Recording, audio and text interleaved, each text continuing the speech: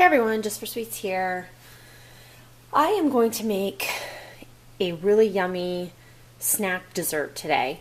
Apple season is here. It is autumn, fall, Halloween, whatever you want to call it, and apples are at their best right now. And I'm trying to watch what I eat a little bit. I really can't eat this too much, but I can eat a little bit because remember, you can eat everything in moderation. So I am going to make for you today apple nachos. Doesn't that sound good? Who doesn't love nachos? So I'm making the dessert version. I do have a video that I did in the past called dessert nachos, but they are actually done with chips. And I am going to make these with apples, and they're a little bit different. So I thought I would share this with you, and these are make great after school snacks for your kids, and you can serve them at a birthday party or just to have them. I made a really yummy dinner last night. I made flank steak with chimichurri sauce for the first time, and oh my goodness, it was so good. And it would have been great to follow it up with one of these apple nachos because my mouth was on fire after eating it. So I decided that I was going to make these for you today. So I have one large, I have a Honey Crisp apple. You want to make sure that you get a crunchy apple. I prefer the Gala apples. There's Rainier, the Honey Crisp, and Fuji, or even a Granny Smith. But you choose what apple you like best. I think that the crunchy ones work the best. How nachos are crunchy. We want a crunchy apple, and they usually taste really, really good. So what I'm going to do is we are going to cut the little circle off right there because I'm trying to make a flat surface, and we are going to slice these somewhat thin. They don't have to be ultra thin, but just kind of thin, or it's still a chunk, and if you want it a little bit thinner than that, just go ahead and use that flat side. That's why I did that, so that you can cut them a little bit thinner. We're just going to place these on the plate. That one's actually probably pretty good. I don't want to cut myself trying to slice it. But get them, about that thick, or however you like your apples. I'm not going to tell you what to do. So we're going to go ahead and we're just going to slice these apples and put those right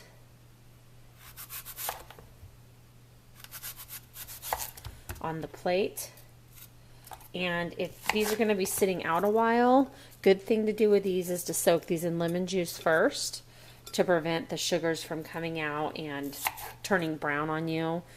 Not that when they turn brown it hurts, but some people have a fetish with not eating a brown apple, and so a good thing to do is just to soak those in some lemon juice before you serve. Okay, so I'm going to continue to slice. If you get any core in there, just kind of slice that core right out. And we're going to put these on here. Some apples are big, some are small. That's okay. And then I'm going to go to the edges here, right up to the core. And just go ahead and slice them thinly, just like that.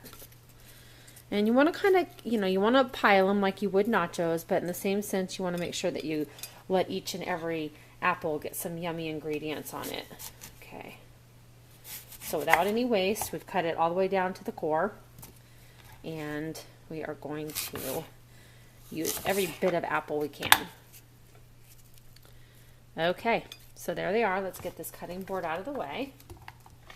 I think I cleared up my camera issue too. I think I cleared it up a little bit. I think the lens was just a little too cloudy. So hopefully this is better for you guys. All right, so get a little bit closer here. And what I've decided to do, you can pick whatever you want for your apple nachos. I'm making them more fallish, so I'm just going to add a few ingredients to mine to make them nice and yummy. So let's get started. I do have some caramel sauce, and you can use any caramel sauce you have. It can be in a bottle. The ones in the bottle tend to be a little bit thinner, so I prefer to use the ones in the jar.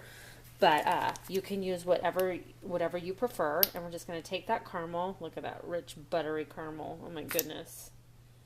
Almost like a caramel apple, right? On a plate. Okay. We're going to go over that. You can put as little as you want or as much as you want. I could just like dig right into that right now without anything else on it. We don't have to taste the caramel, of course. I love caramel. Okay.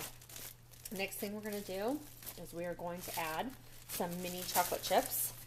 And go ahead and just pile those on there. Doesn't this remind you of a deconstructed caramel apple? That's what it reminds me of. All right, and we love chocolate, so we better have some extra chocolate on there. All right, so we have our mini chocolate chips.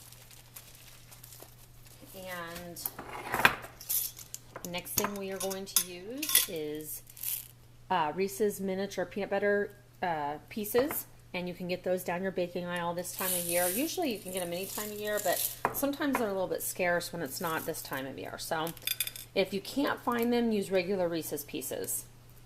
Or you can also replace it with peanut butter chips. And I love peanut butter and apples together. So this makes a great combination. And like I said, if you don't want to use the candy, use peanut butter chips. Right, and there is that. And then now we're finally going to add a little bit of protein to our apples. And we're going to add, I just have some pecan pieces.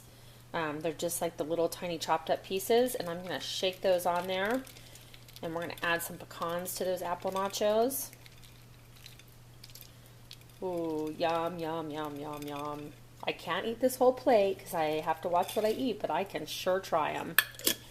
All right, so now we've got the pecans on there. Let me get you a little bit closer up because you have to see this. Last but not least, I am going to take,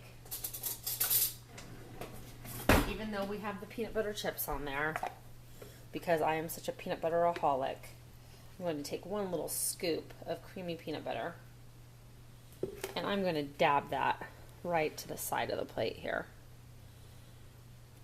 And then we have a little bit of extra goodness on that.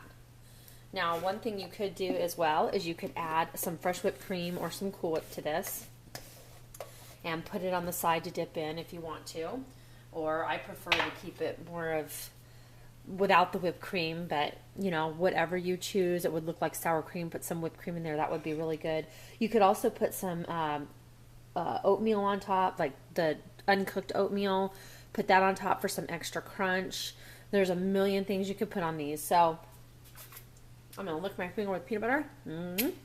And I'm going to share with you dessert nachos. I just got inspired because of the apple season, and these are just really fun to have and so simple to make, and kids will go crazy. So anyway, we used one crunchy apple. You can pick the apple of your choice.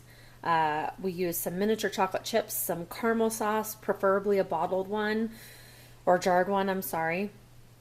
Some miniature Reese's pieces, some pecan pieces, a big chunk of peanut butter, and we're ready to devour these. So I'm going to go ahead and try one, and I'm going to take one right off the top, and of course, I'm going to automatically dip it into my peanut butter.